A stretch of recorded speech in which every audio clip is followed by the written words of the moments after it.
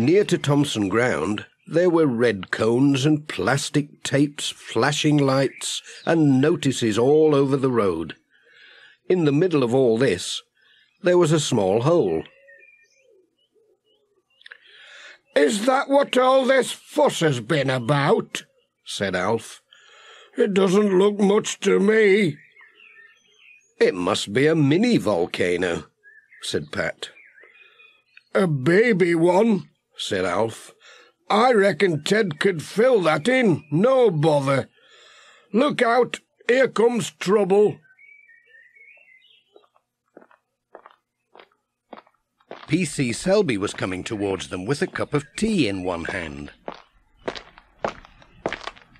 Now then, what's going on here?" he said in his special policeman's voice. "Come on, lads, you know this road's closed. You must have seen the signs. It's my duty to warn you, and I'll have to take your names and addresses." "Don't be daft, Arthur," said Pat. "You've known us ever since we were in short trousers." "Never mind that," said P.C. Selby. "We have to do it proper.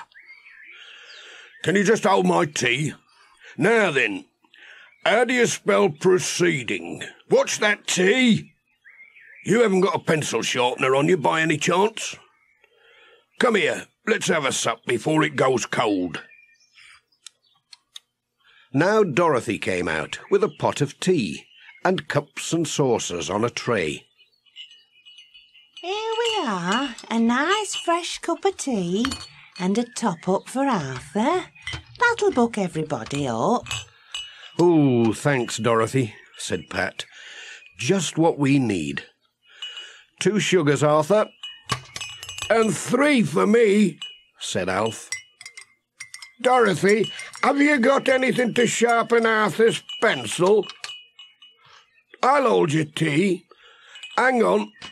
Pat, if you could just hold this, and then, Arthur, pass your pencil to Dorothy, then if you can hold this."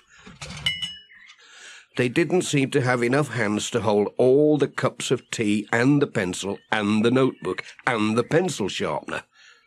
They juggled all these things between them. "Oops," said Alf. "Look out, you're slopping me tea." "I think there are 2 E's in proceeding," said Pat. "But is it a C or an S? What's that, T?" Has anyone seen my notebook?" said P.C. Selby. "I think it's going round in circles like my van," said Pat. "It's sure to come back to where it started." "Talking about that," said P.C. Selby, "you've given me an idea. Now then, if we made all the traffic go through Alf's yard instead—" Pat gave Dorothy her letters and left them to discuss the new plan. He still had a lot of letters to deliver. When he called on Miss Hubbard, she was acting very oddly, prodding about the garden with her stick. "Oh, morning, Pat," she said. "Morning, Miss Hubbard. You've not lost that ring again, have you?" "Certainly not. I'm just taking precautions. Holes, you know, appearing without warning. You never know what's going on these days. P.C. Selby told me all about it. Volcanoes, earthquakes. It's these newfangled things doing it all. These objects whizzing about in the sky. Flying saucers, who can tell?" "Oh, I wouldn't let it bother you, Miss Hubbard," said Pat. "Just get your taters in, the way you always did, and nothing much'll go wrong. Cheerio." Pat called on Ted Glynn. There was a parcel for him. "Sorry I'm a bit late today," said Pat. "It's this hole in the road. I've had to go all round Greendale to get here." "Don't worry," said Ted. "Leave it to me. I'll have that hole filled in no time. A bag of sand and cement, and plenty of gravel and tar. That'll sort it out. All that lot was left over from fettling that old house in Pencaster. I knew it would come in handy one day. Champion, said Pat. Pat was on his way. George Lancaster was busy sorting his eggs. Morning, George. My goodness, you have a lot of letters today. It's my birthday, said George, smiling. Happy birthday, George, said Pat. You'll find a special one from me and Sarah somewhere among that lot. Cheerio. Pat had delivered all his letters.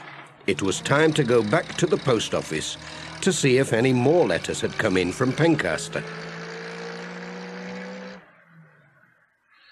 He stopped at Thompson Ground to see how things were going. There was a whole new set of signs leading into the field and through Alf's yard, where Ted's lorry was parked. It's like town centre here, said Alf. My poor hens. They're all mizzled, poor things. Don't know which way from t'other. They'll not lay for a fortnight. Here comes another van. Oh, it's Sam.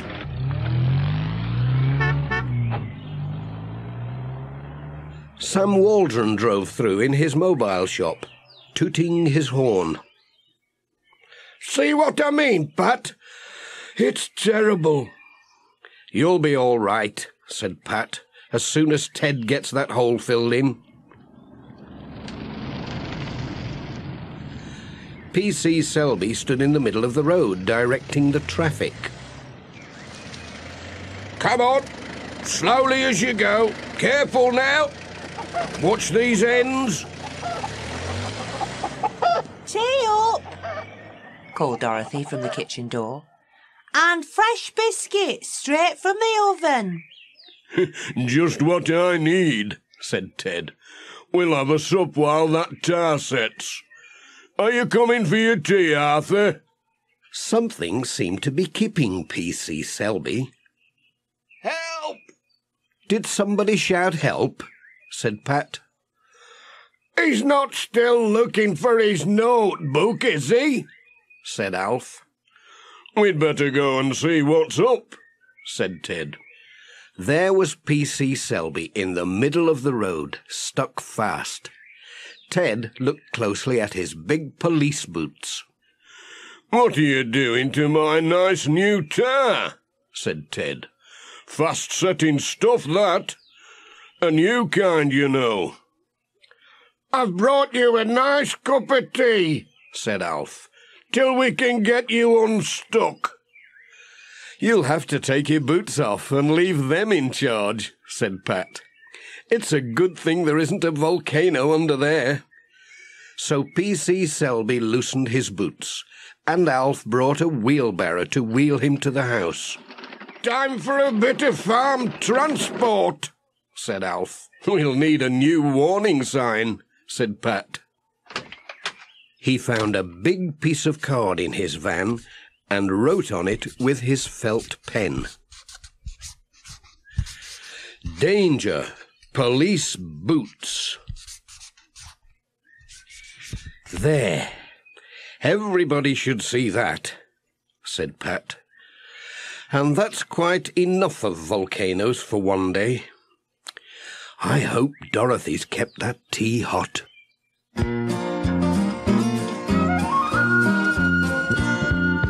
Postman Pat, Postman Pat, Postman Pat and his black and white cat. All the birds are singing and the day is just beginning. Pat feels he's a really happy man. Pat feels he's a really happy man. Pat feels he's a really happy man.